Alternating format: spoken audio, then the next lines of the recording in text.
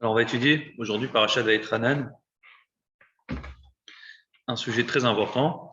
D'abord, c'est toujours le monologue de Moshe Rabbeinu, suite de la semaine dernière. Dans la Parasha, on retrouvera les 10 commandements, mais surtout, dans notre Parasha, on va voir comment Moshe il supplie Dieu. Il demande à Dieu de pouvoir rentrer en Israël, alors qu'Hachem il lui avait dit qu'il ne pourrait pas rentrer. Moshe il insiste, il raconte, il dit, et j'ai insisté auprès de Dieu, et il m'a dit stop, ne me parle plus de cette chose-là, tu ne pourras plus rentrer en Israël. Et enfin, les 10 commandements, c'est un sujet très important qui sont répétés dans notre paracha, avec un point très important. À la fin, c'est dans la Haftara. Excusez-moi.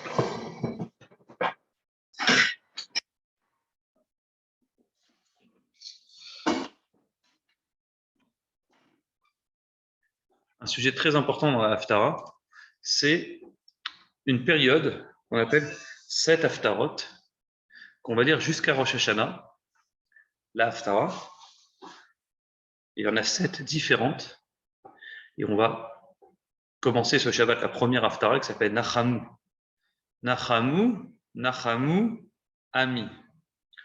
Consoler, Nachamu. Nachem, Tisha B'Av, on l'a lu Nachem dans la Tfila, une consolation, la consolation de mon peuple.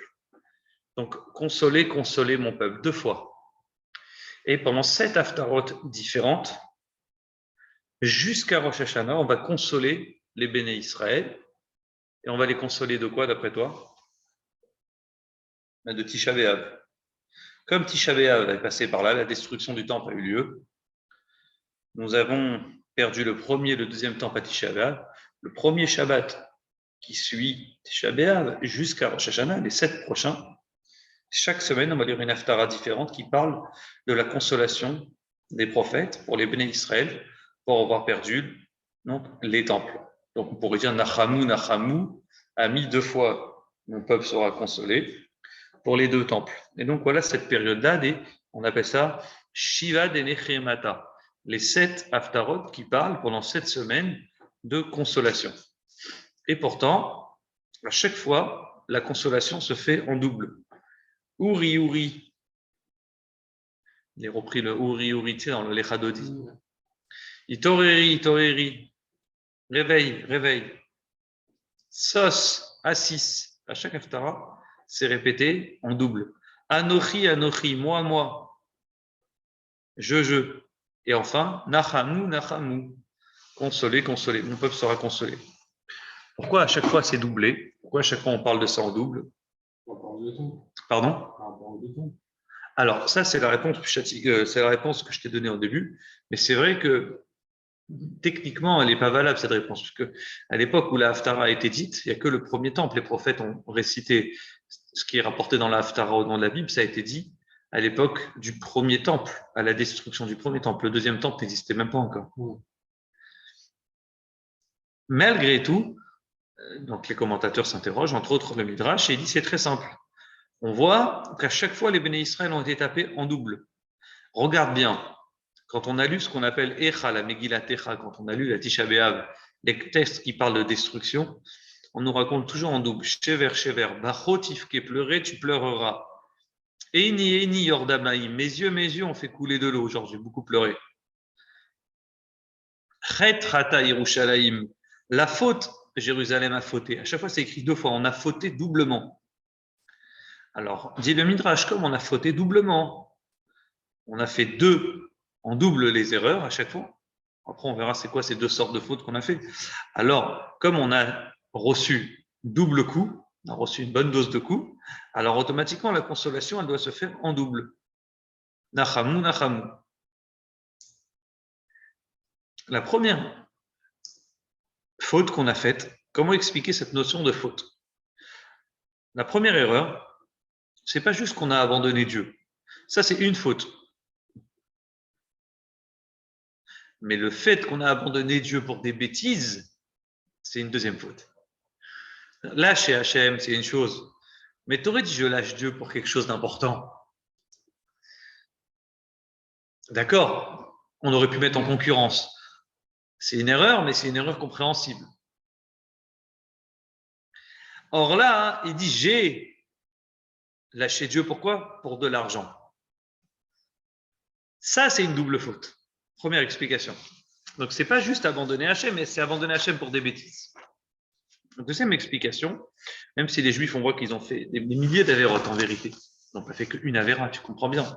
Si Hachem il décide de détruire le temple, c'est vraiment parce qu'ils ont entraîné, au-delà de leur faute, ils ont entraîné quelque chose de grave. Qu'est-ce que c'est que cette double faute? On dit cette double faute qui va mériter donc une double consolation. Khatou bekiflaim, dit le Midrash, ils ont fauté en double. Ça veut dire quoi cette notion de don? Pas seulement qu'ils ont fauté, mais puisqu'en fautant, ils ont entraîné la destruction du temple, la destruction du temple aussi est considérée une erreur. C'est pas seulement que tu as fauté, mais à cause de ta faute, tu as aussi entraîné la destruction du temple. Alors voilà la double faute. C'est d'avoir entraîné quelque chose. C'est vous qui avez entraîné ça. C'est vous qui avez entraîné ça. Donc dans ces cas-là, c'est considéré comme une double faute dans laquelle on aura besoin d'une double consolation pour se faire pardonner.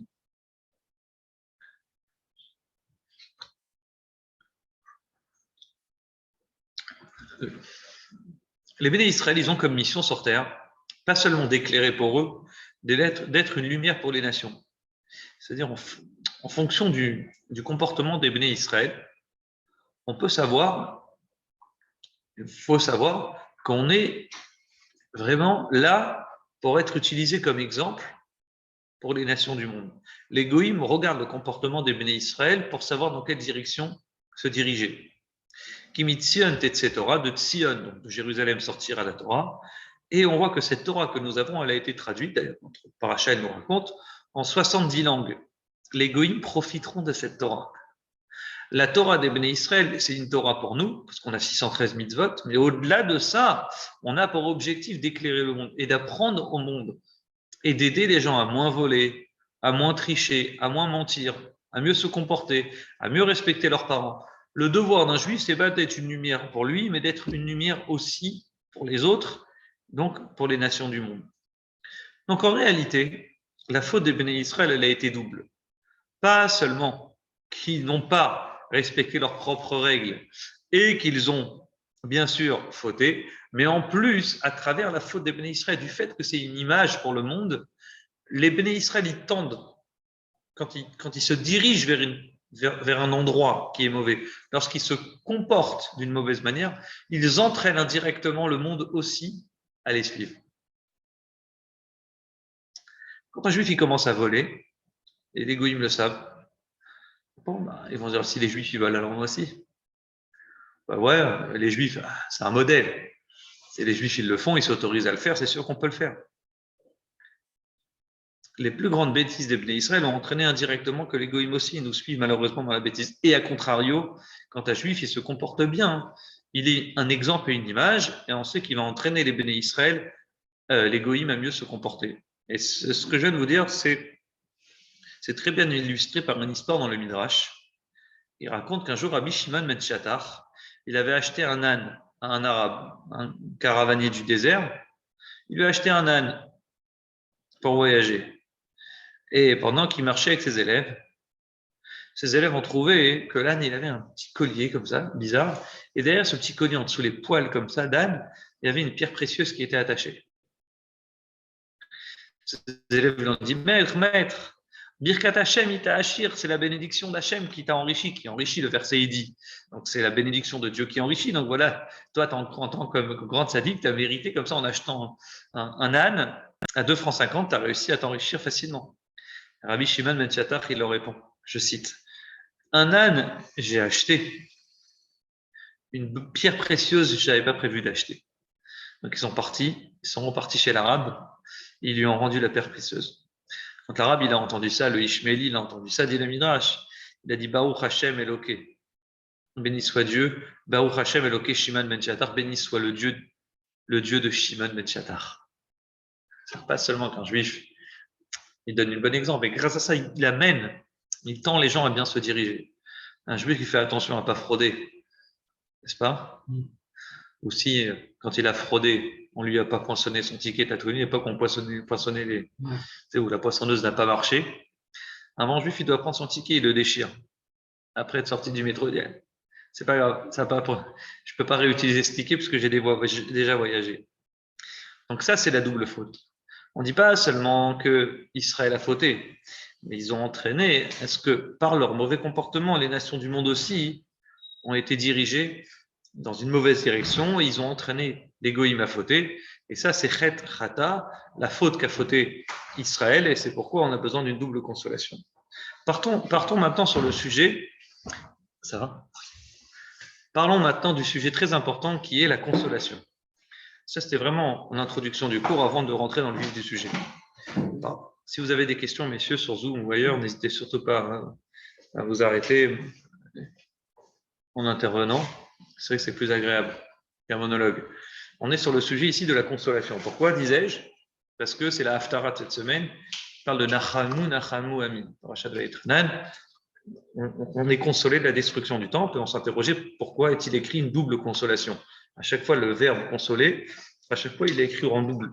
Comme si on a besoin d'être consolé 2 fois.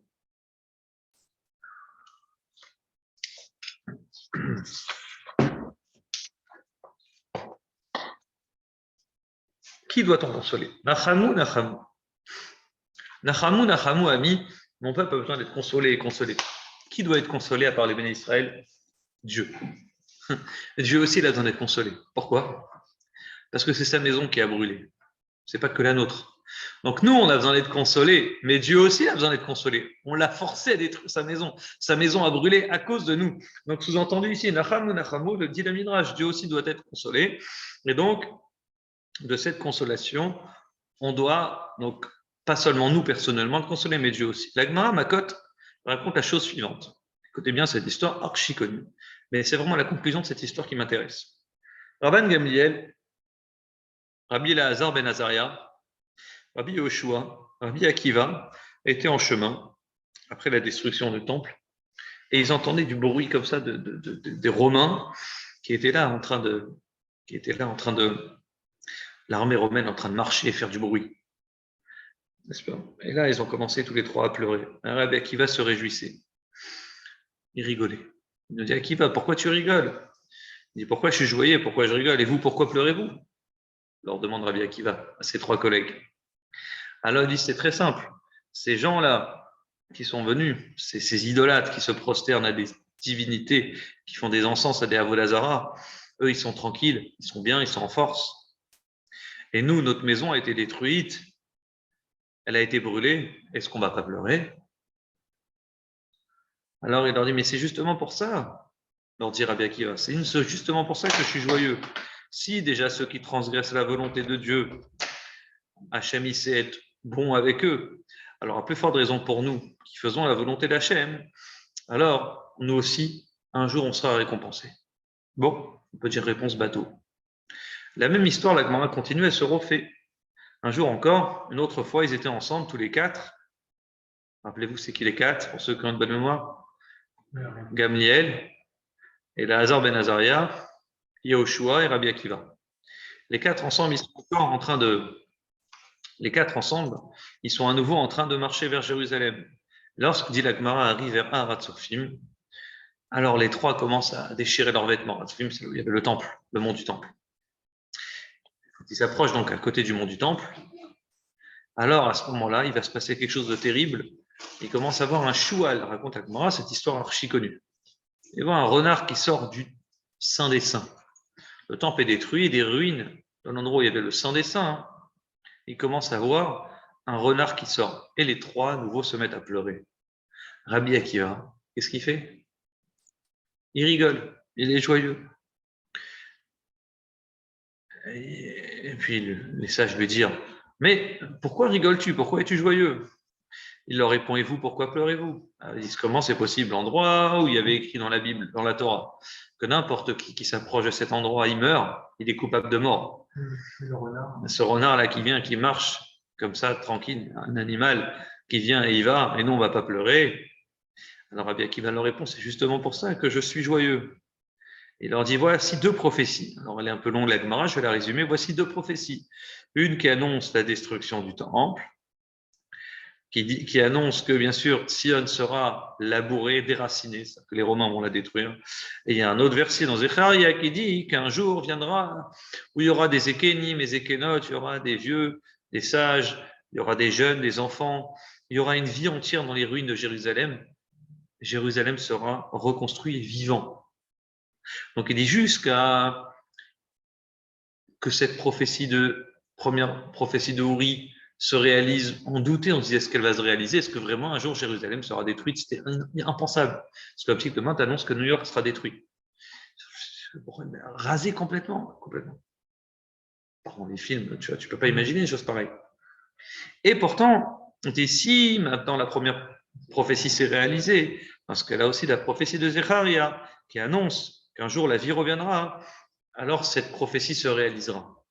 Et là, les sages, en entendant, écoutez bien cette Gemara très intéressante, les sages, les trois collègues de Rabbi Akiva, en entendant Rabbi Akiva dire ça, ils lui disent Akiva, on apprend par son prénom bien sûr, Nichamtanu, tu nous as consolés. Akiva, Nichamtanu, tu nous as consolés. Deux fois. Tu nous as consolés, tu nous as consolés. Deux fois, c'est écrit. Pourquoi ils ont besoin de lui dire deux fois tu nous as consolés, tu nous as consolés? Un parallèle peut-être avec la Haftara, Nachamu, Nachamu. Mais pourquoi deux fois?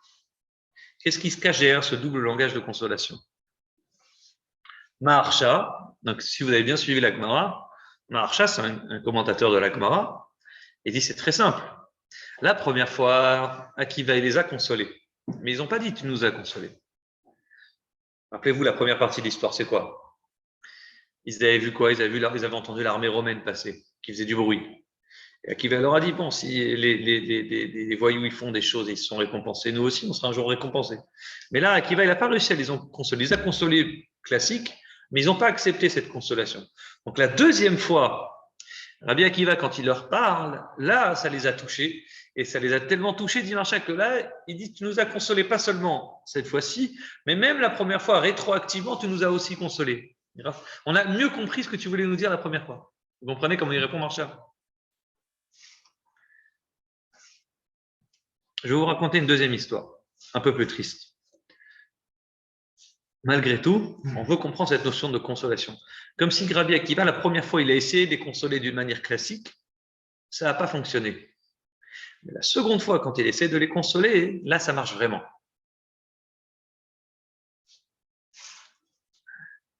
Le Midrash raconte cette histoire qui est un peu triste. On dit un jour, Rabbi Yochanan ben Zakkai, qui a connu c'est un contemporain du Second Temple, Rabbi Yochanan ben Zakkai, son fils est mort. C'est terrible. Tu perds ton fils. Viennent ses élèves pour le consoler. Rabbi Eliezer vient. Le premier de ses élèves lui dit Maître, est-ce que pourrais-je parler? Puis-je prendre la parole pour essayer de te consoler?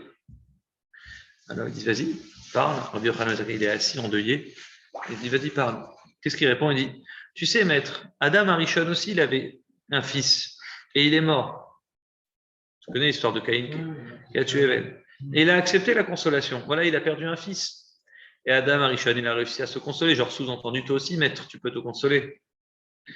Alors il lui dit On sait qu'il s'est consolé parce qu'après il écrit que Adam il a eu un autre garçon. Il est reparti avec sa femme et il a eu un autre garçon. Alors il lui dit Dis-moi,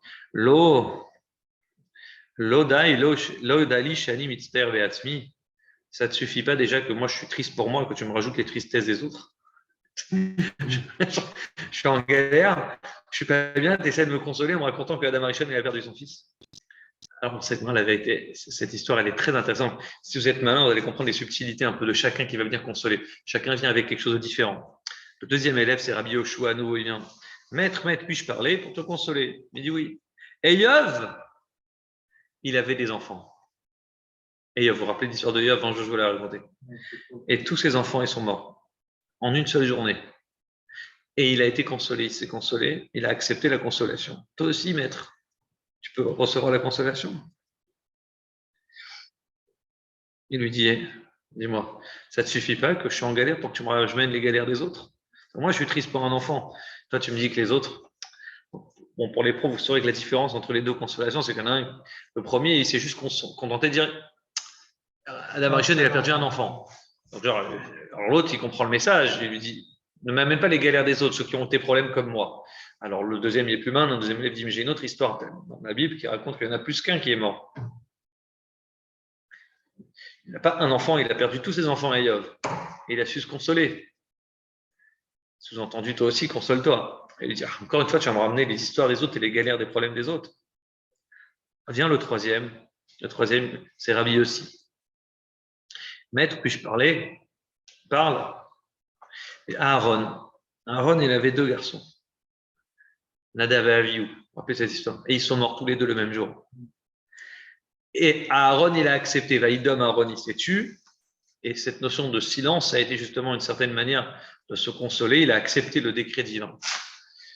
Donc là, c'est pas juste des enfants qui sont morts. Là, c'est les enfants tzadikim qui sont morts. C'est quoi des tzadikim? Les enfants de Aaron. Donc, tu vois bien ici, tu peux te consoler. Hein. C'est les commentateurs qui racontent ça. Genre, c'est... Et qu'est-ce qu'il répond? Il est toujours comme ça attristé. Rabbi Yochanan Mezaka, il dit, je comprends pas. J'ai assez de galères, assez de souffrances pour que tu me racontes d'autres souffrances d'autres personnes. Et bien, le quatrième, il lui dit, le roi David, son fils est mort. Il a accepté. Il dit, comment?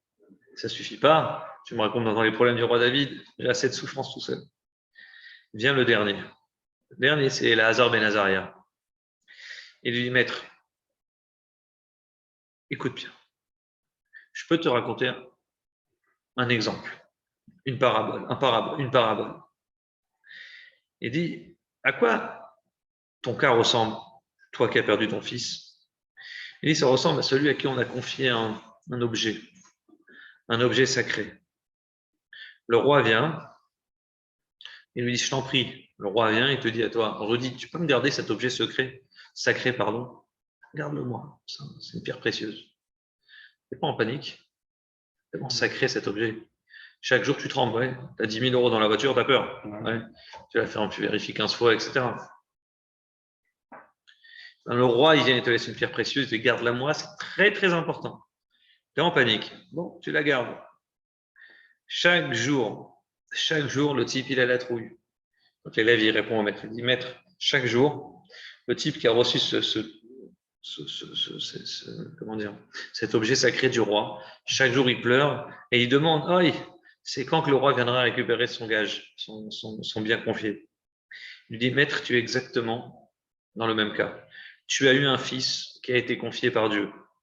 Ce fils-là, il connaissait toute la Torah. Ce fils-là, il connaissait toutes les halachot. Il connaissait tous les midrashim. Il est mort sans jamais fauter. Sous-entendu, tu as rendu le bien qui t'a été confié en bon état. Il répond, Rabbi Elazar, béni, Rabbi Eliezer, mon fils, viens ici.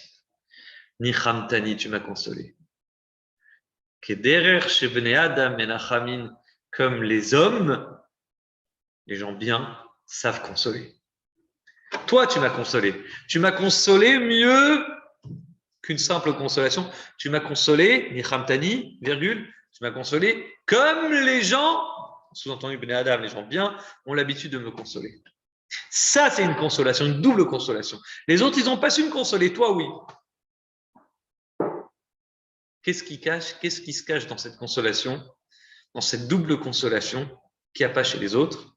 Qu'est-ce qu'on retrouve dans la consolation donc, de Eliezer vis-à-vis de son maître Rabbi Yochanan ben Zakkai? Quelle consolation on retrouve chez Rabbi Akiva? Comment il sait consoler plus que les autres? Vous comprenez?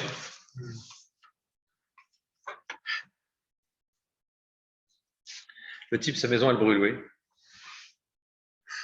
Tu vas le voir, tu lui dis, écoute, ami, ta maison a brûlé, t'inquiète, il n'y a pas de problème. Heureusement que tu n'étais pas dedans quand elle a brûlé. C'est une consolation, ça. Oui, une consolation. La maison elle a brûlé, tu es en train de me dire, oh, t'inquiète pas, la maison, tu aurais pu être vivre dedans. Mais ce n'est pas une vraie consolation. Bon, éventuellement, s'il a une bonne assurance, tu comprends. Il peut être consolé. Tu as des moyens de consoler. On n'est pas sûr. Donc, on veut comprendre cette notion de consolation, comment ça fonctionne. Vaïchi Yaakov, revenons à l'histoire biblique. J'aimerais faire un parallèle avec Yosef et Yaakov. Yosef, vous connaissez, il a été vendu par ses frères. Suite à la vente de ses frères, il pardonne à ses frères, il les console.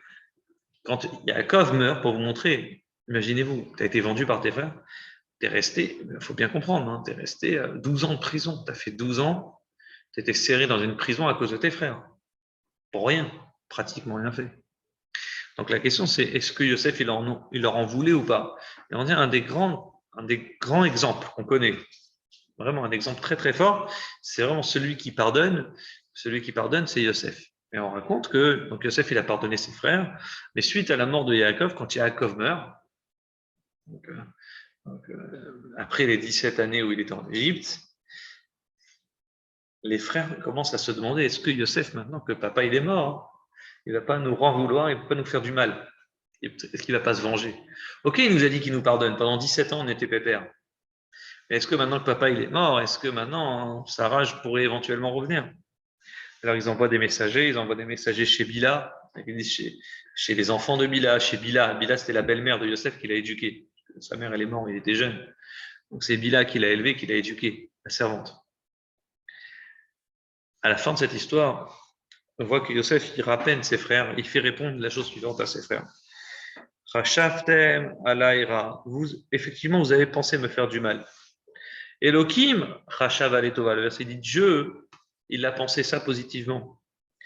Les ma'anassao kayom azé la chayot amrav. Grâce à ça, aujourd'hui, je peux faire vivre tout ce peuple. Sans moi, l'humanité entière serait morte. Il y avait eu la famine. Dieu, il m'a envoyé ici ce mal que vous croyez du mal n'est pas du mal, c'est du bien. Et vayenachem otam. Il les a consolés. Ne pas souvenir. Là, il les a consolés. Il a su parler à leur cœur. En leur parlant comme ça, ils ont vraiment compris que Yosef leur en voulait plus. Donc ici, on retrouve vraiment une notion de consolation, un grand pardon qu'il y a eu chez Yosef, qu'on ne retrouve chez personne, et pas seulement ce pardon-là, mais aussi une notion de consolation, comment il a consolé ses frères une bonne fois et une dernière fois dans l'histoire, et puis après, ensuite, ils vont pouvoir donc, mourir les uns après les autres en Égypte tranquillement et en paix.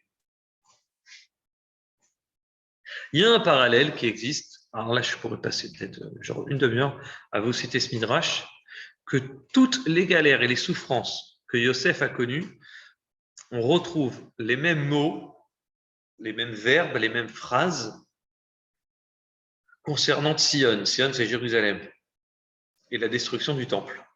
Exemple, alors je peux vous en citer quelques-uns juste pour le plaisir. Midrash Antrouma dit comme ça.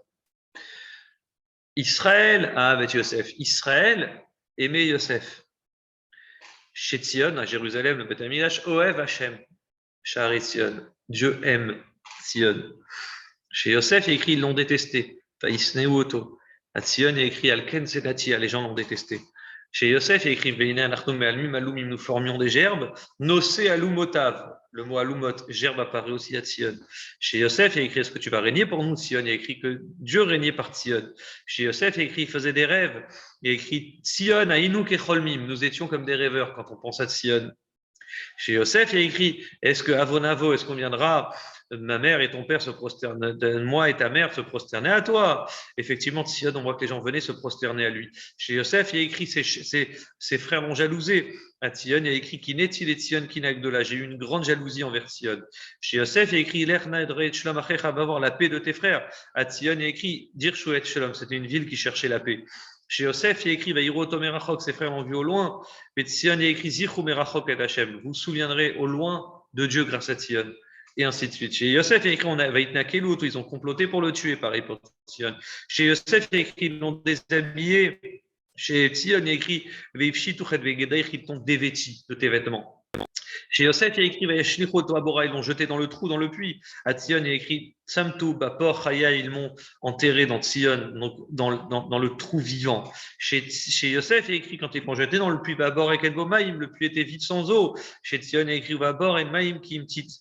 Et s'est trouvé à l'époque le prophète dans Sion, dans un puits, dans un trou sans eau, où il n'y avait que de la boue. Chez Sion, il y a écrit Lechem, le pain. Chez Sion, il y a écrit Ashur, Lisbo Alachem. Chez Yosef, il y a écrit Vaim Shichou, ils l'ont tiré. Chez Sion, il y a écrit Vaim Shichou et Irmiaou, ils ont tiré Irmiaou du trou. Chez Yosef, il écrit Vaïkra Yaakov Simlotav. Yaakov s'est endeuillé, il a déchiré ses vêtements. Pareil pour Sion, on s'endeuille, etc., etc., etc., etc. Et là, j'ai fait que la moitié de ce que je devais vous dire. Il y a un vrai parallèle concernant Sion et Yosef. Donc, de la même manière que Sion et Yosef, c'est le symbole, il y a un parallèle entre les deux, entre un deuil et une consolation. Tout ce qu'on retrouve dans le deuil de Sion, on le retrouve chez Yosef. Alors, de la même manière, dans la consolation qui existe chez Sion, alors on doit la regarder chez Yosef et voyons l'histoire de Yosef et la manière comment il a consolé ses frères pour pouvoir savoir cette notion véritable de consolation et pour répondre à notre problème de base qui est celui de Rabbi Akiva. Comment il s'est fait consoler? Tani, tu nous as consolé, Akiva, tu nous as consolé. Chez les Ashkenazim, je ne sais pas si vous avez lu les keynotes, ils sont plus courtes que chez les Sfaradim. Dans les keynotes, on conclut les keynotes avec ce verset. Elitzion ve'areha, kemoisha betsirea. C'est des lamentations. Et dans ces lamentations, on dit Élie. Élie, c'est quoi? Élie, c'est pas Sion. Élie, c'est les pleurs de Sion. Élie, c'est les lamentations. Ceux qui, comment dire, Rachid dit, c'est ceux qui sont Milachon Yelala. Ceux qui, tu sais, qui pleurent comme. Non, c'est des micro-pleurs. Hein? Qui chouinent, ouais, je sais pas. C'est genre de. Il dit, Sion a chouiné, tu dis, toi, très bien. On va dire, il pleurait comme ça, il se lamentait, ces petits pleurs de Sion. C'est comme une femme, et on conclut ces keynotes avec ce chant-là, cette kina-là. C'est comme une femme Betsiréa. C'est quoi Betsiréa? Une femme qui est sur la table d'accouchement, quand elle est en train d'accoucher. Elle est en train d'hurler, elle a mal, elle a mal, elle a mal. Quel est ce parallèle entre les deux? Quand Mashiach viendra, le verset dit comme ça, Venigla kvod Hashem, on dit l'honneur d'Hachem se révélera, verra ou kol basar yardav, et toutes les chairs verront, toutes les chairs, tout le monde verra Dieu. Voir Dieu, c'est pas comme tu l'imagines, c'est pas un personnage, mais Hachem se révélera pas pour quelques personnes, pour quelques sadikim, comme dit le Malbim, mais Hachem se révélera pour tout le monde. Tout le monde percevra, on sentira Hachem partout. La présence de Dieu, Venigla, elle sera révélée. Il n'y a pas écrit, elle existera, Dieu sera présent. Hachem, il est présent tout le temps partout, sauf qu'il est caché. Et quand Mashiach reviendra, écrivez Nigla Kvod Hashem. La gloire d'Hachem se révélera. Elle sera là, pas juste un certain niveau inférieur de Dieu, Kvod Hashem, le niveau le plus haut, Kol Bassar, toutes les chairs, même les gens les plus saints, pas seulement les prophètes, comme dit le Malbim, tout le monde sentira Dieu. Ça, c'est la notion du Mashiach. Vous avez fait Birkat Levana, après Tisha B'Av, on doit faire Birkat Levana. Et quand on fait Birkat Levana, on bénit Hachem, la bénédiction de la lune. Un jour, je vous ferai un cours sur Birkat Levana. Pour dire Shalom Aleichem, Shalom Aleichem. C'est quoi? On se dit Shalom Aleichem à chaque fois après Birkat Levana, ouais. À quoi ça sert ça? Je préparerai un jour un cours sur ça. En tout état de cause, dans la bracha, dans la bénédiction avant de la lune, on dit la chose suivante. She'en atidi neitradesh kemota. La lune, elle sera mitradesh, eux aussi, atidin, dans leur avenir, ils vont être mitradesh, ils vont se rénover comme elle, comme la lune. C'est qui ce eux ici? C'est qui eux finiront par être mitradesh et vont se rénover comme la lune? C'est qui ce eux? C'est les Béné Israël. Quel rapport avec la lune, d'après vous? Pourquoi on compare Israël à la lune, les Béné Israël? Quel parallèle? C'est très simple. La lune, il faut aller pleine, il faut aller en croissant. Exactement. La lune, des fois, on croit qu'elle n'est pas là, elle est toute fine, elle est presque plus là, et tout d'un coup, elle est là, elle apparaît. De même que la lune, elle est en train d'apparaître, elle est en train de grandir, et c'est la période de la pleine lune. Donc on dit Israël aussi, ils sont comme la lune. Ça veut dire qu'effectivement, nous aussi, on est en exil, on est petit. Dieu, sous-entendu, il n'est pas là, on ne le voit pas. Et quand Mashiach viendra, qu'est-ce qui va se passer? On va être comme cette lune qui va se révéler, elle grandira. Je vous pose une question technique. Est-ce que la lune, vraiment, elle disparaît ou pas? Est-ce que la lune, quand elle rétrécit, elle fait des régimes? Pas du tout. Qu'est-ce qui se passe? C'est le soleil. C'est le soleil qui cachait la lune. Vous êtes d'accord avec moi? Mais la lune, elle est tout le temps la même, elle ne change pas. C'est juste nous, avec nos yeux, qui ne voyons pas la lune de la même manière. On dit c'est exactement pour Israël. Ce n'est pas parce que Israël, le peuple est caché et voilé, qu'il n'existe pas. Il est toujours là. Il est présent. C'est juste qu'au moment où on le voit maintenant, il n'est pas là. Mais il va se révéler un jour quand Mashiach viendra. C'est exactement la notion de Mashiach, Dieu. Dieu, il se révélera de la même manière. Non pas qu'il n'est pas présent. Regarde la lune. La lune, elle nous apprend quoi? Qu'elle est là, elle est petite, elle est moins grande, mais elle est tout le temps là. De même, Hachem, il est tout le temps là. Prends conscience qu'Hachem, il est tout le temps là. Tu ne le vois pas, tu ne le perçois pas. Un jour viendra, Vénigla, il sera révélé à tous qu'en vérité, c'était un effet d'optique. Il a toujours été là. C'est exactement la notion d'Israël et donc d'Hachem. Et revenons maintenant et concluons avec la notion de consolation. Comment consoler? Comment consoler? C'est très simple. C'est tu peux consoler quelqu'un que s'il arrive à comprendre l'idée générale. Yosef, il arrive à consoler ses frères à quel moment? Que à la fin. La vraie notion de consolation, c'est à la fin, à la fin, à la fin. Yaakov, il avait plusieurs enfants. Pendant cette période-là, chacun des enfants avait un problème, dit le Midrash. Pendant qu'ils ont vendu Yosef, pendant cette période-là, Yosef, il était en jeûne. Réhouven, il était en jeûne. Yaakov, il était en jeûne parce que son fils, il avait disparu. Yehuda, il était occupé, en train de se marier avec sa femme, et puis ensuite il a perdu ses enfants, il va finir par se marier avec Tamar, et ainsi de suite. Tout le monde a des problèmes. On ne peut pas consoler quelqu'un en lui racontant ses problèmes. Ah, t'as un problème? Ah, mais t'inquiète pas, moi aussi, je vis la même chose. Ah ouais, c'est une horreur. Je m'en fiche, en fait. Qu'est-ce que tu me racontes tes salades? Le vrai moment de consolation entre Yosef et ses frères, c'est quand toutes les galères de chacun sont terminées. Quand Yehuda, il n'a plus de problème. Quand Reuven, il n'a plus de problème. Quand Yaakov, il n'est plus là. On est tous là. On vit bien. Tout va bien dans le meilleur des mondes. Et c'est là où je peux, Vayinachem, vous consoler. Ça veut dire quoi, cette notion de consolation? Ça veut dire, quand tout le monde a des souffrances, on ne peut pas consoler à ce moment-là. On peut consoler quelqu'un que quand Béhémet, tu arrives à lui montrer l'image complète. Qu'est-ce que Yosef dit à ses frères? Il leur dit pas ce que vous m'avez fait, non, ça va, il n'y a pas de problème. Mais je sais très bien que c'est pas sympa ce que vous avez fait. Vous m'avez vendu, c'est grave. Mais en vérité, ce mal que vous avez fait, ce qui est mal, en fait, c'était pas mal. Aux yeux de Dieu, c'était bien. Vous avez fait mal, certes, on ne voyait pas, vous ne percevez pas ce que vous faisiez. Mais en réalité, ce que vous avez fait, vous avez permis de sauver des gens. C'est-à-dire que ce mal qui était mal était du bien. Le mal n'est pas un mal bon, c'est pas grave, c'est du mal. Tu sais, un jour aussi, tu te relèveras. Tout ce qui me tue pas me rend plus fort. Non, non. Ça, c'est ce qu'on dit pour les pauvres. Tout ce qui te tue pas te rend plus fort. Ok, c'est bien. Bon, mais ça m'a quand même fait mal, oui. Ça m'a fait souffrir. Yosef, il dit pas ça à ses frères. Il dit pas, vous inquiétez pas, je suis devenu plus fort grâce à ça. Il est en train de dire, ce que vous avez fait, c'est bien. Je ne pouvais pas vous le dire avant, personne ne pouvait le comprendre. Mais maintenant, regardez ce qui se passe. Aujourd'hui, je suis l'homme le plus riche, le plus important, le plus grand Premier ministre de l'Égypte. C'est grâce à moi que l'humanité entière arrive à survivre. C'est grâce à moi que le blé, vous connaissez l'histoire, que j'ai pu mettre de côté pour vous et l'humanité entière. Sinon, il y aurait une famine globale. Le monde aurait souffert, les gens seraient morts.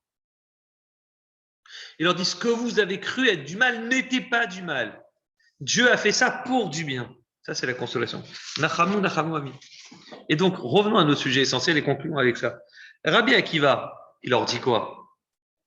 Il leur dit pas, oh là, c'est vrai que ça fait du mal, mais vous inquiétez pas, un jour viendra. Il leur dit pas, un jour viendra. Il dit, ce mal-là que vous voyez être du mal, c'est du bien. Le choix, le renard, ça a déjà été annoncé dans les prophéties. Donc, en fait, c'est qu'un processus de bien qui fait que démarrer. Certes, ça fait du mal parce que vous voyez la moitié de l'histoire. Mais si vous avez une image complète, le renard qui rentre dans Jérusalem, ça annonce un processus qui va être positif, qui un jour viendra où Jérusalem sera repeuplée. Un jour, on entendra des enfants, on entendra des gens âgés, on entendra une vie à Jérusalem. Elitzion, Ve'area, Kemoisha, Vetsiria. Ces lamentations de Tzion et ses faubourgs, c'est comme une femme au moment de la table de l'accouchement, lorsqu'elle est à l'hôpital en train d'accoucher. Qu'est-ce qui se passe? Est-ce que quelqu'un est en train de pleurer quand la femme elle est en train de pleurer elle? Personne pleure, bizarrement. Allez, madame, allez, courage, madame. Personne pleure. Je ne connais pas une personne qui pleure quand sa femme, elle pleure. Pourquoi? Parce qu'on dit, regarde, on est tous limite contents. On est en train de dire, le moment où elle a le plus mal, c'est le moment où, dans quelques secondes, il y aura un bébé qui va naître. On compare ça à une femme qui est sur la table d'accouchement. Oui, c'est une souffrance. Oui, on a l'impression que c'est dur et pourtant personne pleure à ce moment-là. On est joyeux. On dit Mazel Tov parce que le bébé il est là, il va arriver dans quelques secondes. Et quand le bébé il arrive, tout le monde est heureux, tout le monde est content. Donc la notion de consolation, la dernière kina, pardonnez-moi, la dernière kina, quand on parle des lamentations dans les keynotes, la dernière c'est ce symbole-là de cette femme qui accouche. On veut annoncer quoi? La notion positive qui existe derrière le mal. C'est pas du mal, c'est du bien. C'est comme cette lune. Ah, tu la vois pas complète parce que tu la vois pas complète, mais elle est toujours là. Elle est complète. Elle va t'annoncer qu'un jour viendra, la lune sera, tu la verras de plus en plus grande. À partir de ce jour, on fait Kiddush Levana. Donc c'est exactement pour Israël. C'est exactement pareil pour toutes les souffrances que vous pouvez connaître. Toutes ces souffrances ne sont pas des souffrances. C'est en réalité un enclenchement, une procédure positive qui va arriver. C'est pas une méthode couée.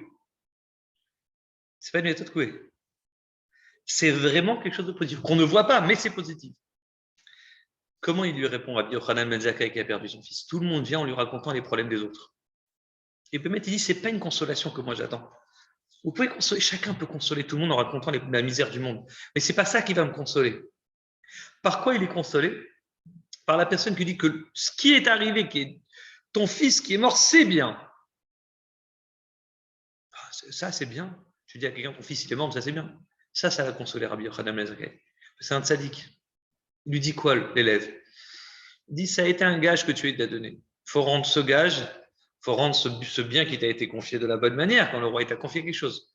Ton fils, tu l'as rendu de la meilleure manière à Dieu. Ça a été un bon juif, un bel enfant qui a étudié la Torah, qui s'est comporté toujours correctement. Et là, tu l'as rendu à Dieu. C'est-à-dire que le mal que tu crois être mal, c'est du bien. Ça, c'est la consolation. Et qu'est-ce qu'il répond à ce moment-là, Yochanan Ben Zakkai?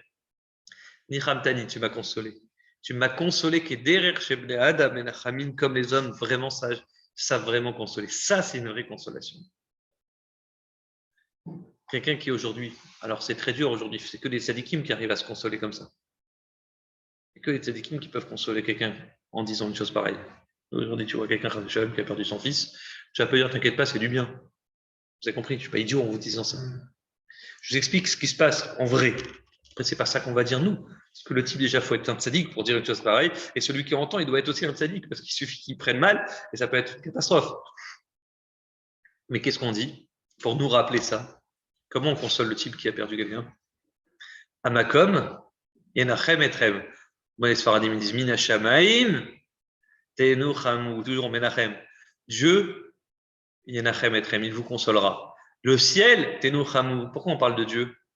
On dit l'homme, le maximum qu'il peut consoler, c'est en disant t'inquiète, ça ira, c'est le plus dur qui est passé.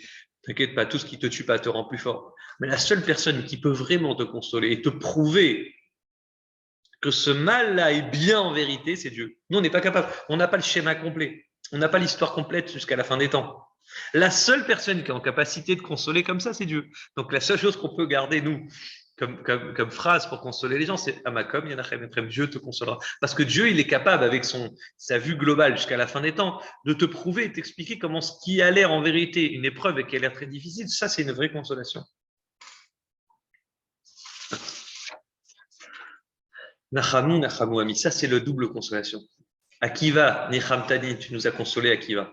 La vraie consolation, c'est pas juste nous dire, t'inquiète, si Shavia avait passé, le plus dur est derrière nous, maintenant on peut recommencer à zéro.